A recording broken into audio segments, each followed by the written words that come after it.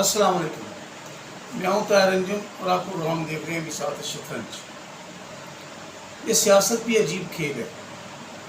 یہ بساط شطرنج پر جب مورے چلتے ہیں تو کئیوں کو مات ملتی ہے اور کئیوں کو شامات۔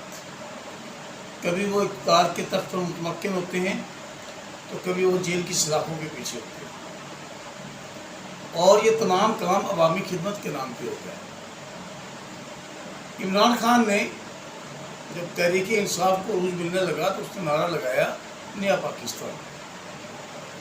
اس نے کہا ایک ایسا پاکستان جو کرپشن سے پاک ہوگا، ایک ایسا پاکستان جو اخلاقی طور پر دنیا میں تسلیم کیا جائے گا کہ یہ واقعی اسلامی پاکستان ہے، ایک ایسا پاکستان جہاں انسانی حقوق کا استحصال نہیں ہوگا، ایک ایسا پاکستان جہاں پہ مہنگائی نہیں ہوگی اور غریب کا جینا آسان ہوگا، ایک ایسا پاکستان جہاں ہسپتالوں میں مکمل فیسلٹی ہوگی، ایک ایسا پاکستان کہ جہاں کسی کے وقار اور کسی کی ذاتی تشخص اور انا کو ٹھیس نہیں پہنچے گی۔ یہ نعرہ لگایا نیا پاکستان کا، اور کچھ ہی عرصے بعد ڈی چوک میں دھرنا دیا تو وہاں پہ نیا پاکستان کی عملی تصویر بھی پیش کی۔ مثلاً وہ نیا پاکستان عمران خان نے عملاً ثابت کر دیا کہ نیا پاکستان یہ ہے جو میں آپ کو ڈی چوک میں دکھا رہا ہوں۔ اور ڈی چوک میں نیا پاکستان کے مناظر کیا تھے؟ مختصر لباس، اٹھتے ہوئے ہاتھ، اٹھتے ہوئے آنچل، تھڑکتے ہوئے جسم، اور چہروں پر گالوں پر بنائے ہوئے تحریک انصاف کے پرچم، دوپٹوں سے بے نیاز سر۔ یہ تھا نیا پاکستان۔ اب انصاف سے بات کیجئے کہ عمران خان نے اگر نیا پاکستان کا نعرہ لگایا تو اس نے کون سا دھوکہ کیا؟ اس نے تو بتا دیا کہ یہ نیا پاکستان ہے۔ آئیے ذرا ایک منٹ کے لیے عمران خان کے اردو زبان کی اس داستان کا تجزیہ کرتے ہیں اور بالخصوص ان کی ناکامی کی وجوہات کا جائزہ لیتے ہیں۔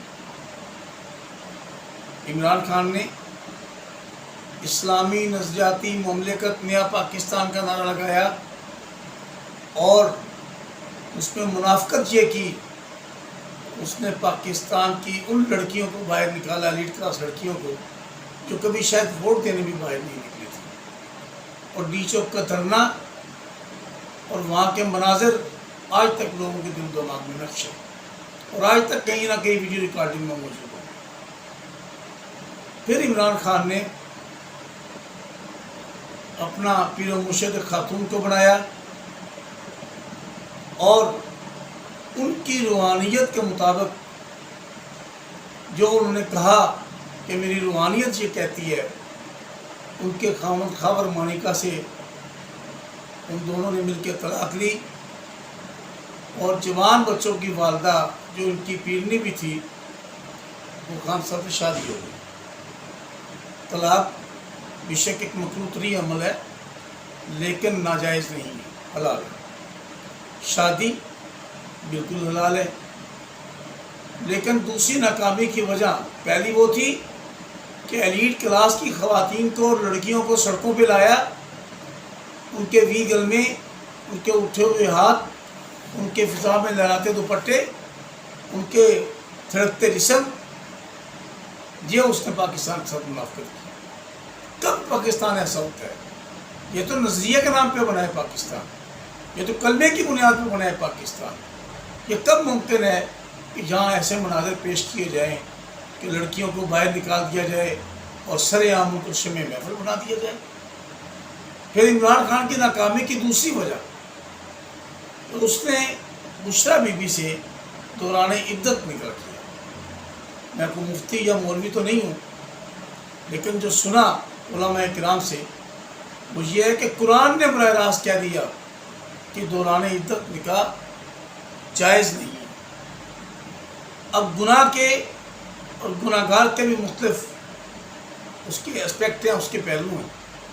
ایک گناہ ایسا ہے کہ گناہ سرزد ہو گیا، لیکن گناہ کرنے والے کو انتہائی تأسف ہے، انتہائی افسوس ہے، اور وہ اس گناہ کی تلافی کرنا چاہتا ہے، اللہ کے سامنے گڑگڑا رہا ہے، معافی مانگ رہا ہے، تو اللہ تعالیٰ اس کو معاف بھی فرماتے ہیں اور اس کی نیکیوں میں اضافہ بھی کر دیتے ہیں۔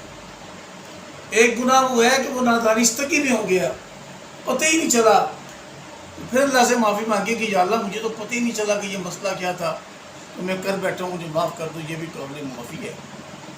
لیکن ایک گناہ یہ ہے کہ یہ کہہ دیا جائے کہ مجھے پتہ تھا کہ عدت ہے، لیکن میرے وزیر اعظم بننے کے لیے بشریٰ بیگم سے دوران عدت نکاح ضروری تھا، لہٰذا میں نے نکاح کیا۔ اور وہ مفتی سعید صاحب جو نکاح پڑھانے والے ہیں، ان کی اس وقت کورٹ کمیٹی کے ممبر تھے، انہوں نے جو سپریم کورٹ میں بیان جمع کروایا وہ انتہائی شرمناک اور مذہبی حلقوں کے لیے لمحہ فکریہ ہے۔ انہوں نے بیان جمع کروایا کہ انہوں نے غلط بیانی کی مجھ سے، انہوں نے فراڈ کیا اس نکاح میں، مجھے پتہ ہی نہیں تھا۔ لیکن وہی مفتی سعید صاحب اس نکاح کو ریپیٹ کرنے پہنچے، تب تو انہیں پتا تھا کہ یار انہوں نے مجھ سے پہلے غلط بیانی کیا تو اب میں نہ کروں۔ یہ عمران خان کی ناکامی کی دوسری وجہ تھی کہ اس نے اللہ تعالیٰ کے احکامات کو چیلنج کیا اور پھر اس چیلنج پہ اصرار کیا اور پھر اس اصرار پہ ڈٹ گیا، اور اس کو کوئی شرمندگی اس بات پہ کوئی ندامت نہیں ہے۔ عمران خان کی ناکامی کی تیسری وجہ، عمران خان کا ریاست مدینہ کا نعرہ ہے۔ کسی نے عمران خان سے کہہ دیا کہ یہ اسلامی نظریاتی مملکت ہے اور یہ قوم اسلام کے نام پر بلیک میل بھی ہو جاتی ہے، یہ اسلام کے نام پر جان دینے کو تیار ہے۔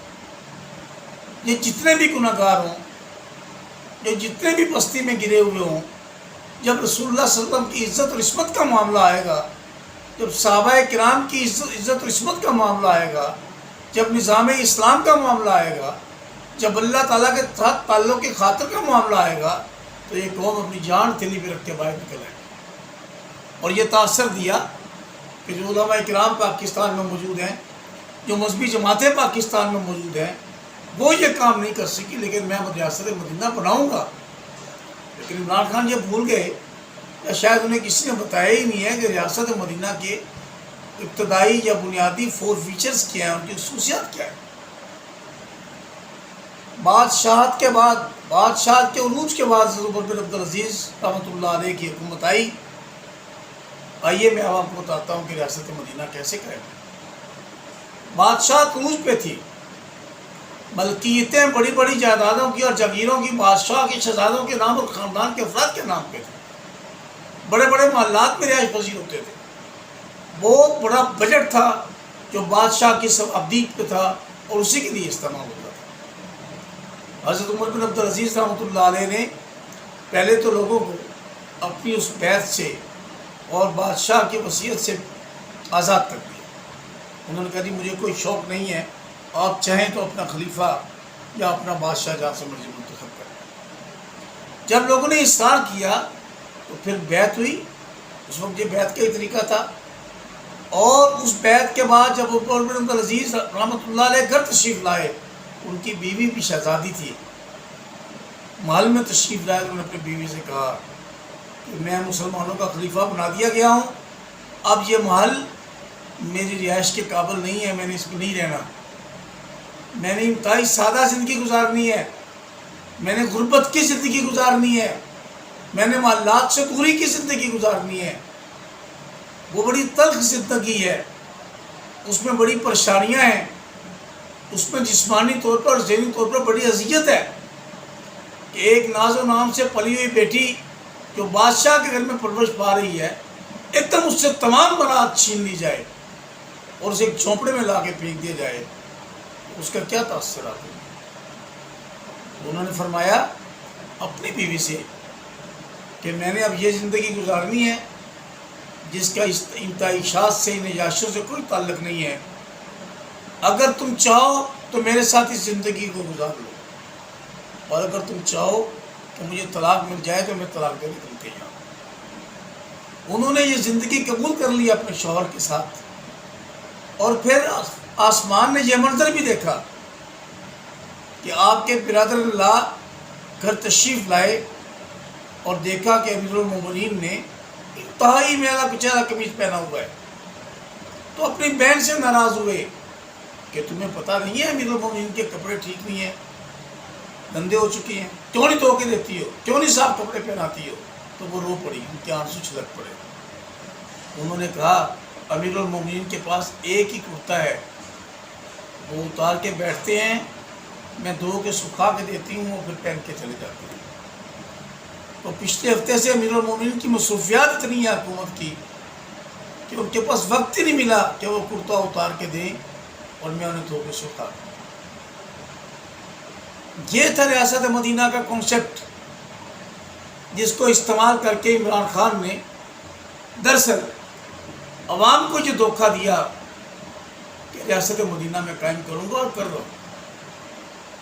اور پھر یہ کیوں کر ممکن ہے کہ سود قائم ہو، سود پر پورا ملک چل رہا ہو، ایلیٹ کلاس کی خواتین بے پردہ سرے بازار گھوم رہی ہوں، عمران خان کی پارٹی کی ممبر ہوں، کوئی حیا اور شرم اور لحاظ اور اخلاق والی بات نہ ہو، اور کوئی اسلامی اقدار کا انفرادی طور پر بھی کوئی پہلو نظر نہ آتا ہو، اجتماعی طور پر ہم سود کے شکار ہوں، اور پھر ہم کہیں کہ جی انشاءاللہ ریاست مدینہ قائم ہو جائے گی۔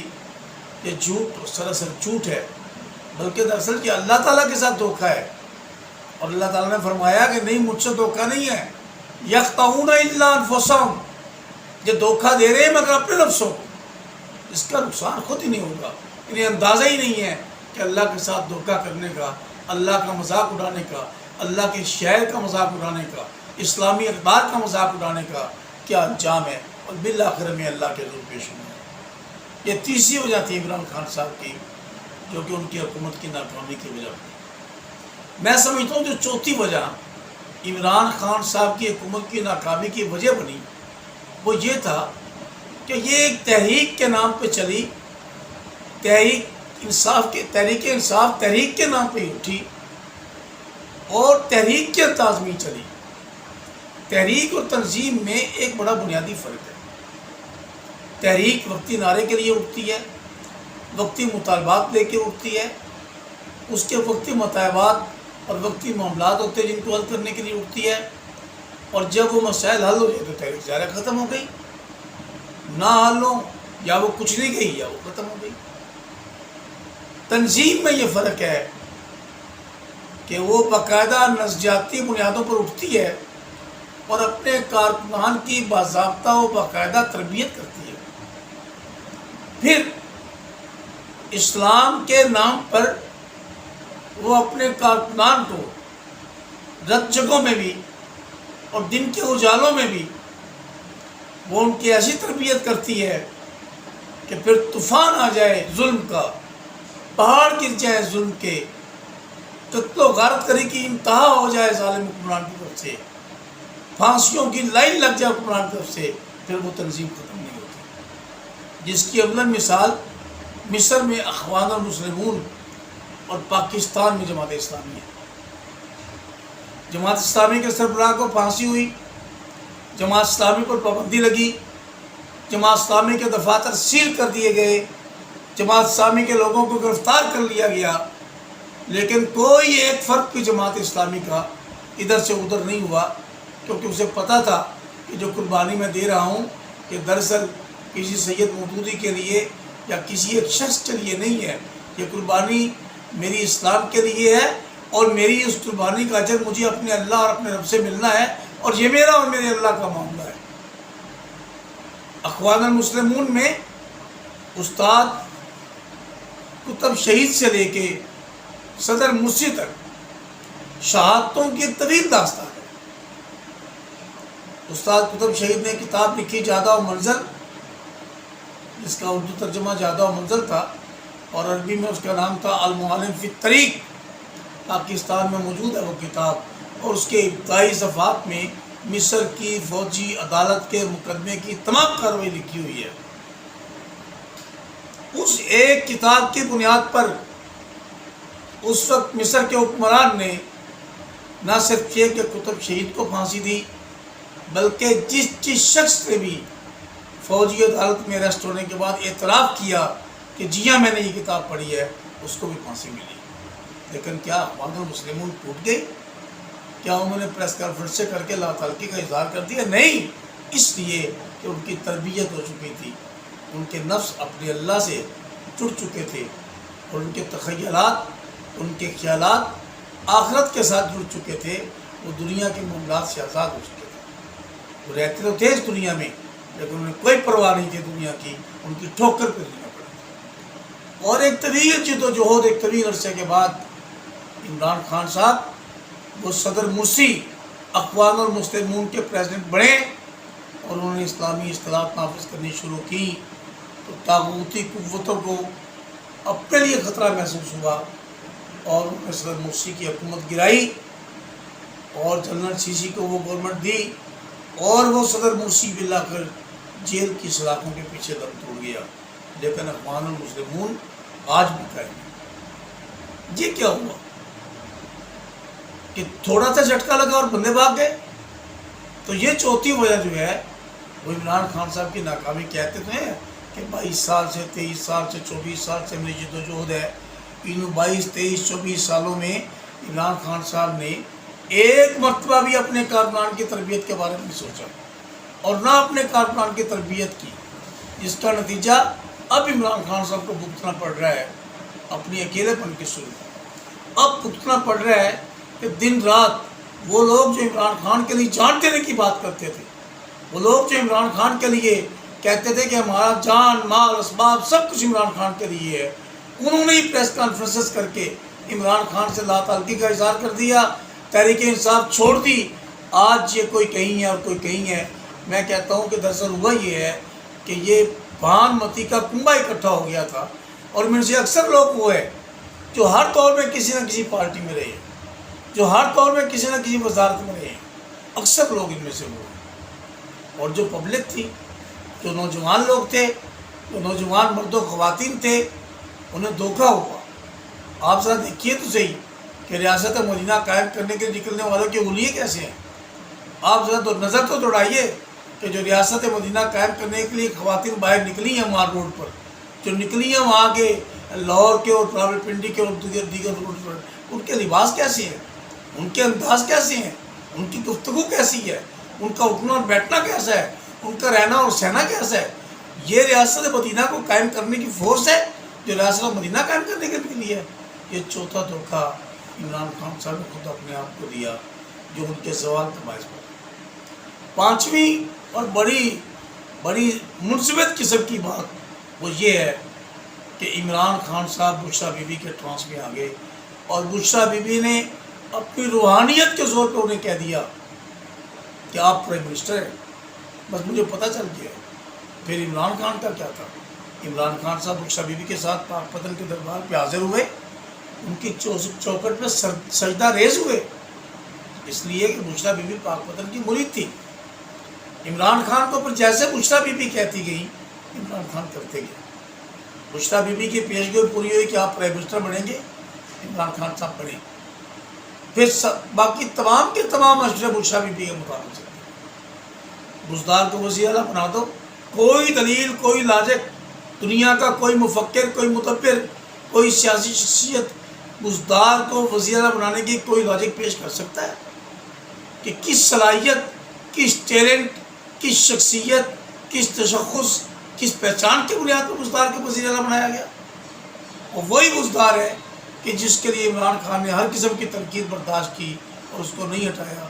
آج اسی بزدار نے پریس کانفرنس کر دی کہ جناب میں تو اس میں جا رہا ہوں اور مجھے پاکستان کی سلامتی چاہیے اور میں تحریک انصاف چھوڑ رہا ہوں۔ اسی اسد عمر نے، جس کے بارے میں آپ فرمایا کرتے تھے عمران خان صاحب کہ یہ میرا وزیر خزانہ ہوگا پہلا، اور یہ ملک کی معیشت کو بدل کے رکھ دے گا، یہ ملک کا نظام تبدیل کر کے رکھ دے گا، وہی اسد عمر آپ کا پہلا وزیر خزانہ۔ آج اسی وزیر خزانہ، آج اسد عمر نے آپ کے خلاف پریس کانفرنس کی، اور جتنے لوگ تھے آپ کے بڑے بڑے، انہوں نے پریس کانفرنس کر دی۔ کیوں؟ کہ ان کی نہ تو نظریاتی تربیت تھی، نہ وہ تحریک انصاف کے رکن تھے۔ وہ دراصل ایک مفاد کے گول چکر میں اکٹھے ہوئے تھے، اور جب مفاد کا وہ دائرہ ٹوٹا تو ایسے بکھر گیا۔ بارمتی کے کنبے ایسے ہی بکھرا کرتے ہیں۔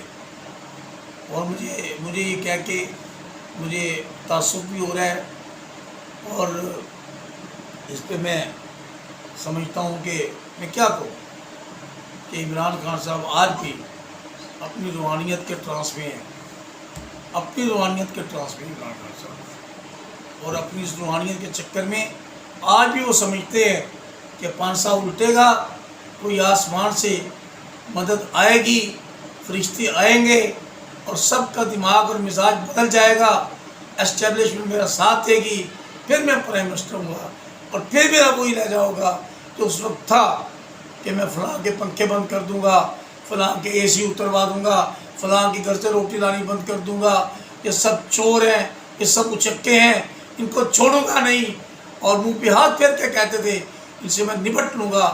اور جب عمران خان صاحب بطور پرائم منسٹر تقریر کر رہے ہوتے تھے تو یقین جانیے بعض اوقات ایسا لگتا تھا کہ دل پکار اٹھتا تھا کہ یہ کون بول رہا ہے خدا کے لہجے میں، کس لہجے میں بات کرتے تھے۔ اور آج عمران خان صاحب یکا و تنہا اپنی زندگی کے آخری پتے کھیل رہے ہیں۔ بہرحال یہ عمران صاحب کی ناکامی کی وجوہات تھی جو اگر ان کو وہ 22 سال میں سمجھتے اور تربیت اپنے لوگوں کی کرتے تو شاید ایسا نہ ہوتا۔ اور ایک آخری بات میں کہنے چلا ہوں وہ یہ ہے، وہ عمران صاحب کے ذہن کی ڈکٹیٹرشپ ہے کہ جن لوگوں نے ان کے لیے جہاز اڑائے، جن لوگوں نے ان کے لیے جہاز کو موٹر سائیکل کی طرح استعمال کیا، جن لوگوں نے ان کو اپنے وسائل دیے، جن لوگوں نے ان کی اپنی صلاحیتیں ان کے حوالے کر دی، جسٹر وزیر الدین کراچی سے، جہانگیر ترین لاہور سے، علیم خان صاحب لاہور سے، ان لوگوں نے دن رات ایک کر دیا اور انہوں نے چھوڑ دیا، جب انہیں نکال دیا گیا تو عمران خان صاحب کو ایک ذرا پر پرواہ نہیں ہوئی کہ یہ تو میرے بانی لوگ تھے، یہ تو میرے اپنا لوگ تھے، میں ان کو منا کیوں نہ لوں۔ تو یہ بھی ان کی ناکامی کی وجوہات میں سے ہے۔ اللہ تعالیٰ پاکستان کو زندہ و سلامت رکھے، اور میں کہتا ہوں کہ پاکستان کو کچھ بھی نہیں ہوگا، یہ 27 رمضان کو بنا ہے اور یہ زندہ رہنے کے لیے بنا ہے، یہ قائم رہنے کے لیے بنا ہے۔ اس کی بنیادوں میں شہیدوں کا لہو ہے، اس کی بنیادوں میں بچوں کی کٹی ہوئی گردنیں ہیں، اس کی بنیادوں میں بوڑھوں کی کٹی ہوئی گردنیں ہیں، اس کی بنیادوں میں مسلمانوں کی لڑکیوں کی عصمتیں ہیں۔ یہ کبھی بھی نہیں ڈوب سکتا، اس نے بہرحال قائم رہنا ہے۔ تنظیمیں آتی ہیں چلی جاتی ہیں، سیاست آتی ہے چلی جاتی ہے۔ 9 مئی کو عمران خان صاحب نے پاکستان کے اداروں کے ساتھ کھناؤنا کھیل کر ایک ایسی تاریخ رقم کی ہے کہ جو شرمناک تاریخ ہمیشہ دنیا میں یاد رکھی جائے گی، اور جب بھی اس کا ذکر آئے گا پاکستانی کے سر شرم سے جھک جائیں گے۔ السلام علیکم۔